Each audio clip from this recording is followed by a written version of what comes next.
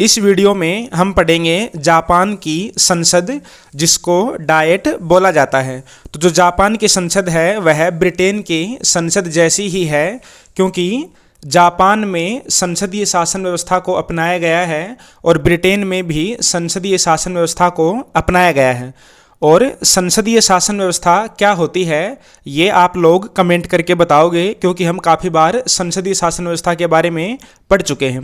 तो यहाँ पर हमें पढ़ना है जापान की डायट या संसद, और इसमें हमें 4 बातें पढ़नी हैं। सबसे पहले इसकी भूमिका, उसके बाद में डायट के जो 2 सदन होते हैं उनके बारे में पढ़ना है।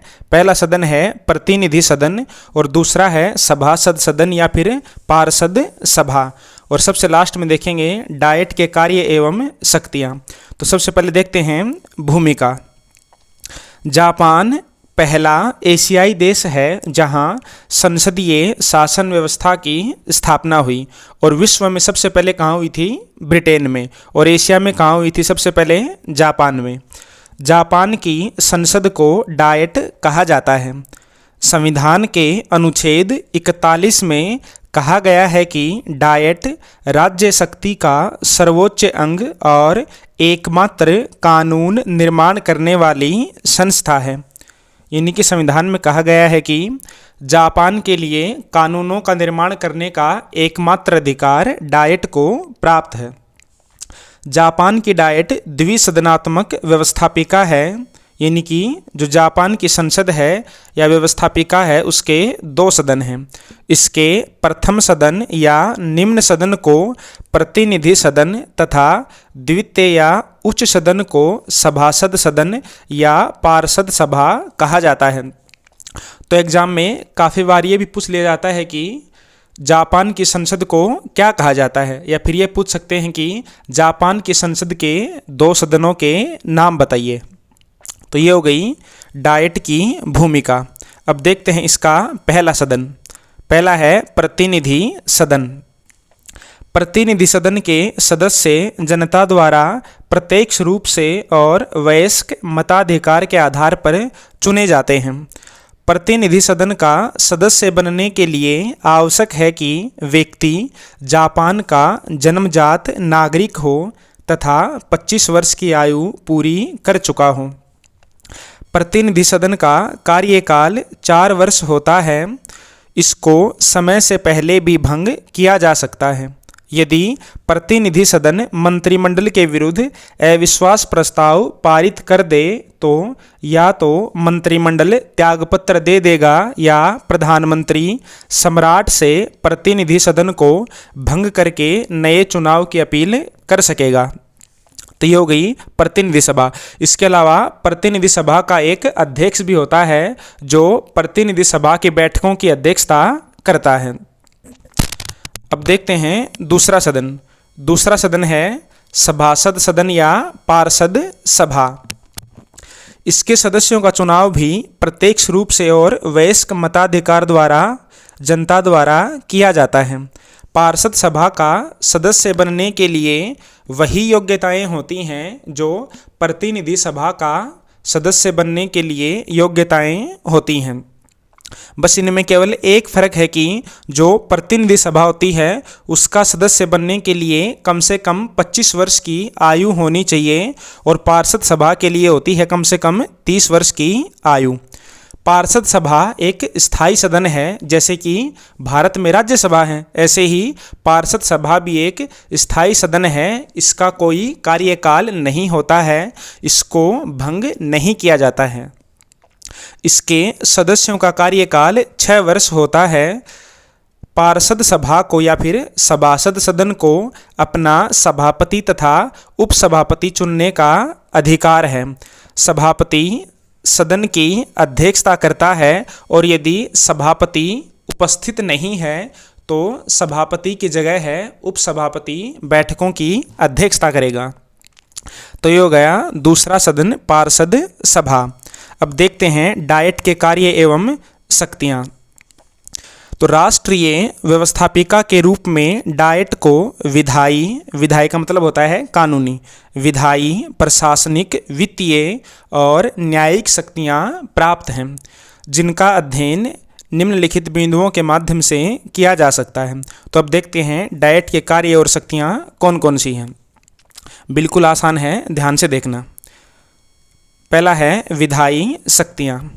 संविधान के अनुच्छेद 41 के अनुसार डाइट राज्य की सत्ता का सर्वोच्च अंग और कानून निर्माण करने वाली एकमात्र संस्था है। यह नए कानूनों का निर्माण कर सकती है और पहले से चले आ रहे कानूनों में परिवर्तन कर सकती है। ऐसा करने के लिए सम्राट की स्वीकृति की भी आवश्यकता नहीं होती है। जैसे ब्रिटेन में सम्राट पाया जाता है, वैसे ही जापान में भी सम्राट पाया जाता है, क्योंकि जापान में संसदीय शासन व्यवस्था को कहाँ से लिया गया है?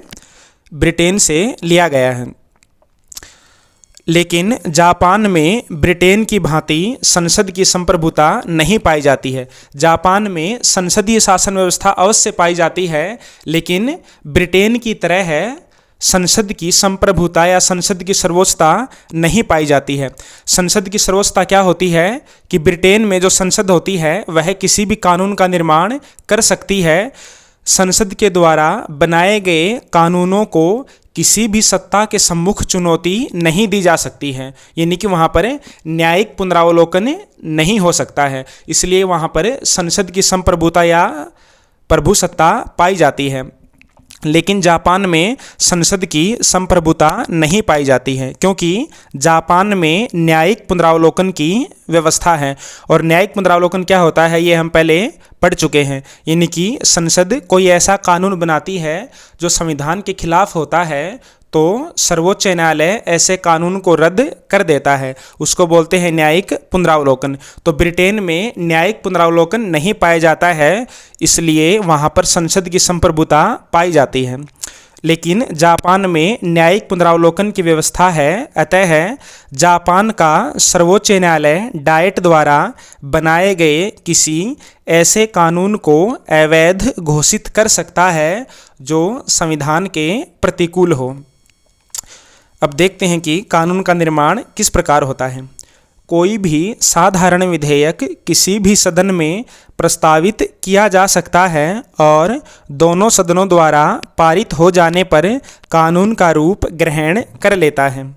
यदि किसी विधेयक के संबंध में दोनों सदनों में मतभेद उत्पन्न हो जाए तो इस संबंध में अंतिम अधिकार प्रतिनिधि सदन को ही होता है। योगी सीनेट की पहली शक्ति और पहली है विधायी शक्ति। अब देखते हैं दूसरी शक्ति है कार्यपालिका संबंधी शक्तियाँ। कार्यपालिका क्षेत्र में भी डाइट को महत्वपूर्ण शक्तियाँ प्राप्त हैं। इस संबंध में उसका महत्वपूर्ण कार्य प्रधानमंत्री का चुनाव करना है।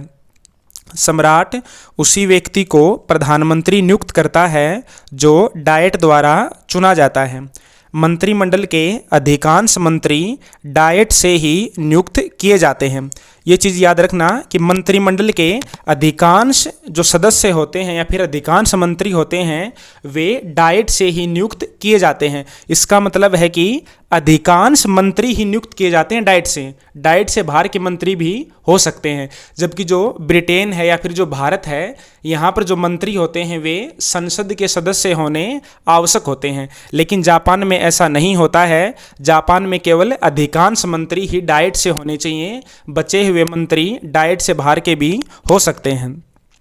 मंत्रिमंडल अपने सभी कार्यों के लिए डाइट के प्रति सामूहिक रूप से उत्तरदायी होती है। डाइट के सदस्य मंत्रियों से प्रश्न पूछकर और उनके कार्यों की आलोचना करके प्रशासन पर नियंत्रण रखते हैं। प्रतिनिधि सदन अविश्वास प्रस्ताव पारित करके प्रधानमंत्री और मंत्रिमंडल को पद त्याग करने के लिए बाध्य कर सकती है। जैसे भारत में लोकसभा होती है, भारत की लोकसभा जो प्रधानमंत्री है और मंत्रिमंडल है उसके विरुद्ध अविश्वास प्रस्ताव पारित करके उनको पद से हटा सकती है। तो इसी प्रकार जापान में भी प्रतिनिधि सदन अविश्वास प्रस्ताव पारित करके प्रधानमंत्री और मंत्रिमंडल को उनके पद से हटा सकती है। अब देखते हैं इसकी तीसरी शक्ति। तीसरी है वित्तीय शक्तियाँ। डाइट को देश के वित्त पर नियंत्रण प्राप्त है, जैसे कि भारत में होता है। मंत्रिमंडल का यह दायित्व है कि वह प्रत्येक वर्ष के लिए आय व्यय यानी कि बजट तैयार कर डाइट के समक्ष प्रस्तुत करे। डाइट की स्वीकृति के बिना मंत्रिमंडल आय व्यय संबंधी कोई कार्य नहीं कर सकता है। इसके अतिरिक्त सम्राट और उसके परिवार के सभी व्यक्तियों के खर्चे डाइट द्वारा नियंत्रित किए जाते हैं। डाइट की स्वीकृति के बिना राजवंश का कोई भी व्यक्ति न तो किसी प्रकार की संपत्ति ग्रहण कर सकता है और न ही दे सकता है। अब देखते हैं चौथी शक्ति। चौथी है संविधान संशोधन की शक्ति। और ये जो ये शक्तियाँ हैं ये लगभग सभी देश की व्यवस्थापिकाओं की होती हैं, जैसे भारत की संसद, ब्रिटेन की संसद या फिर अमेरिका की कांग्रेस, इन सभी की ये शक्तियाँ होती हैं, बस इनमें करने का तरीका अलग अलग होता है। तो डाइट की चौथी शक्ति है संविधान संशोधन की शक्ति। संविधान संशोधन के कार्य में भी डाइट की महत्वपूर्ण भूमिका है। संविधान में संशोधन संबंधी कोई भी प्रस्ताव दोनों सदनों के 2/3 सदस्यों के मत से ही डाइट में ही प्रस्तुत किया जा सकता है। ऐसा प्रस्ताव बाद में जनता के समक्ष उसकी स्वीकृति के लिए भेजा जाता है। यदि उस प्रस्ताव को लोक निर्णय में मतदाताओं के बहुमत का समर्थन प्राप्त हो जाए तो सम्राट उस संशोधन को तुरंत ही संविधान का अंग घोषित कर देते हैं। इस प्रकार संविधान में संशोधन संबंधी किसी भी प्रस्ताव को डाइट में ही प्रारंभ किया जा सकता है। अब देखते हैं इसकी पांचवी शक्ति। पांचवी शक्ति है न्यायिक शक्ति। न्यायिक क्षेत्र में डाइट को महाभियोग की सुनवाई करने संबंधी महत्वपूर्ण शक्ति प्राप्त है। और ये महाभियोग किस पर चलाया जाता है? न्यायाधीशों पर। किसी न्यायाधीश पर महाभियोग लापरवाही बरतने, भ्रष्टाचार तथा न्यायालय की मर्यादा को हानि पहुंचाने वाले आचरण के आधार पर लगाया जा सकता है। किसी न्यायाधीश पर आरोप लगाने का कार्य एक दोषारोपण समिति करती है, जिसमें डाइट के दोनों सदनों के बराबर सदस्य होते हैं। इन आरोपों की जांच एक महाअभियोग न्यायालय द्वारा की जाती है, जिसकी स्थापना डाइट द्वारा की जाती है। इसमें दोनों सदनों के सदस्य शामिल होते हैं और कोई भी सदस्य एक ही समय में इन दोनों का सदस्य नहीं हो सकता है। यानी कि डाइट का कोई भी एक सदस्य एक ही समय पर दोषारोपण समिति और महाअभियोग न्यायालय इन दोनों का सदस्य नहीं हो सकता है। केवल इन दोनों में से एक का ही सदस्य हो सकता है। तो ये हो गई पांचवी शक्ति, महाअभियोग की शक्ति। अब देखते हैं छठी शक्ति। छठी है डाइट एक सर्वोच्च राष्ट्रीय मंच। डाइट के द्वारा सर्वोच्च राष्ट्रीय मंच के रूप में भी कार्य किया जाता है। डाइट में होने वाले वाद विवाद जापानी जनता की राजनीतिक शिक्षा के महत्वपूर्ण साधन हैं। डाइट जन असंतोष की अभिव्यक्ति का साधन है और उस असंतोष को दूर करने के साधन के रूप में भी कार्य करती है। यह कार्य डाइट को याचिका देकर किया जाता है। यानी कि जो जनता होती है वह डाइट को याचिका दे सकती है। याचिका पर संबंधित सदन की समिति विचार करती है और यदि समिति उचित समझे तो सदन उस पर विचार करता है। उसके बाद में जो सदन विचार करता है वह सदन याचिका को मंत्रिमंडल के पास भेज देता है। मंत्रिमंडल इन याचिकाओं पर किए गए या की गई कार्यवाही की रिपोर्ट सदन को देता है। ये हो गई छठी शक्ति। अब देखते हैं सातवीं। सातवीं है अन्य शक्तियाँ। डाइट को राज सिंहासन के उत्तराधिकार संबंधी कानून बनाने की शक्ति भी प्राप्त है। डाइट के दोनों सदन अपने सदस्यों की योग्यताओं का निर्णय करते हैं। अपने सदस्यों की योग्यता संबंधी विवादों का निर्णय प्रत्येक सदन स्वयं ही करता है। इस प्रकार डाइट राज्य की शक्ति का सर्वोच्च अंग है और जापान की राजनीतिक व्यवस्था में उसे लगभग वही स्थिति प्राप्त है जो ब्रिटेन की राजनीतिक व्यवस्था में ब्रिटिश संसद की है। तो ध्यान रखना, जो जापान की डाइट है या संसद है वह लगभग वैसी ही है जैसी ब्रिटेन की संसद है। अब यहाँ पर नाम आया है लगभग, यानी कि पूर्णतः समान नहीं है, क्योंकि ब्रिटेन में संसद की संप्रभुता या संसद की सर्वोच्चता पाई जाती है, लेकिन जापान में नहीं पाई जाती है, क्योंकि जापान में सर्वोच्च न्यायालय होता है और सर्वोच्च न्यायालय को न्यायिक पुनरावलोकन का अधिकार होता है। तो ये हो गई जापान की डाइट या जापान की संसद।